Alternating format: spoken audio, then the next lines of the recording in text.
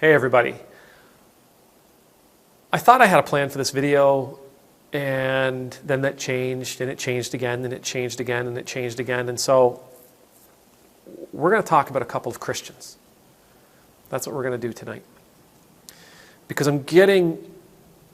have been getting this way for a long time, but I'm getting increasingly frustrated with how some Christians are becoming the poster children for all Christians. The two people I want to make mention of today is Mitch McConnell, the American senator from Kentucky, and a fellow by the name of Greg Locke, a public speaker in Tennessee.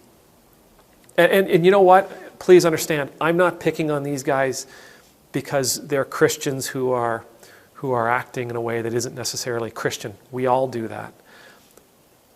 I'm picking on them because they are Christians who promote their Christianity in order to get something for themselves and then go out and act in completely un-Christian ways. That's why I'm bringing this up. See, Mitch McConnell the other day was given a bill from the Congress. Congress had passed a resolution, had passed a motion to increase payments from $600 to $2,000 for the stimulus bill. The president, Donald Trump, he was going to sign it. Many senators, Democratic and Republican and Independent, are all for it. And Mitch McConnell kills it. Now, he's from a state that is generally in the top 10 poorest states of the United States year in, year out. He's one of the top 10 richest senators year in, year out. And he killed a bill that would have added an extra $1,400 of needed cash into the pockets of many of his own constituents, as well as many people in the United States. And here is a guy that every time he runs for election, he stands up and he gets interviewed by Christian magazines and Christian media to talk about how Christian he is, what a great churchgoer he is, how many bills he's passed for Christian laws, how many bills he's passed that should make a difference to the Christians of the world.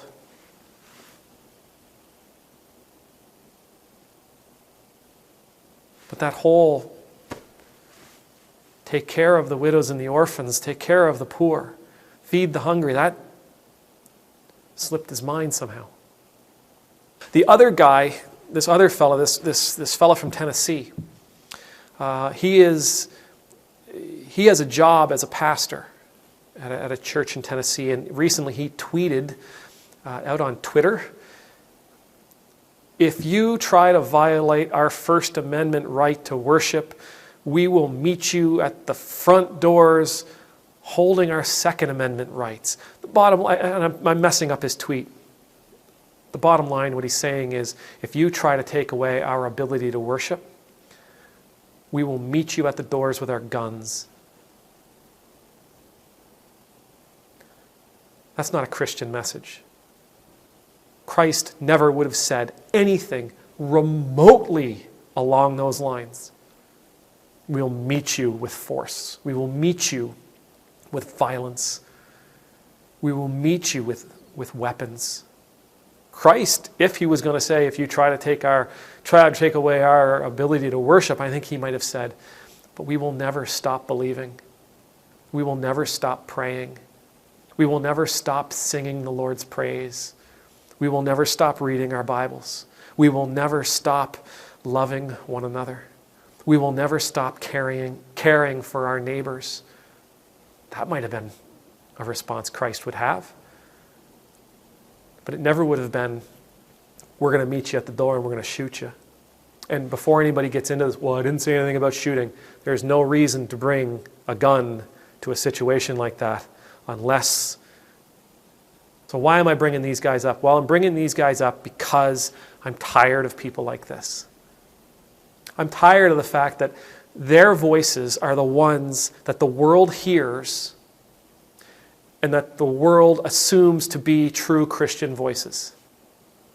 I'm tired that they have somehow become the poster children for Jesus Christ. They have become the poster children for Christians in the world. That when somebody meets me, they say, I didn't know Christians believed what you believe. I didn't know Christians thought like that. I thought all Christians were like that guy. They are not a messenger for me. They are not a messenger for my denomination. They are not a messenger for my faith. They are not a messenger for Jesus Christ. Their testimony is false. It's erroneous. It is self-serving. Their testimony is all about them. Their testimony is all about them getting what they want from you. Getting what they want from me. All about getting what they want from the press. All about getting what they want from Christians. I don't know what they actually believe. But what their behaviors, what their words, how they respond, how they act, how they love, it demonstrates to me that their main interest is feeding on Christians, not living as one. Jesus was sacrificial in everything he did. Jesus was perfectly, unconditionally sacrificial. He calls us to follow him. He calls us to be sacrificial in our nature.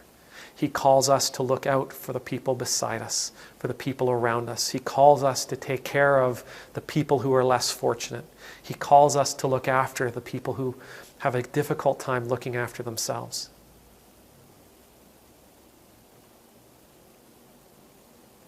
He calls us to be selfless. That should be the testimony of a Christian. May the Lord bless you. May the Lord keep you. May the Lord's face be made to shine upon you. And may the Lord's grace rain down over you. May the Lord's countenance be lifted up to you. May you know the peace of always living in the Lord's presence. And I pray that the world will come to know the true Jesus, despite the false one that people like this share. Amen.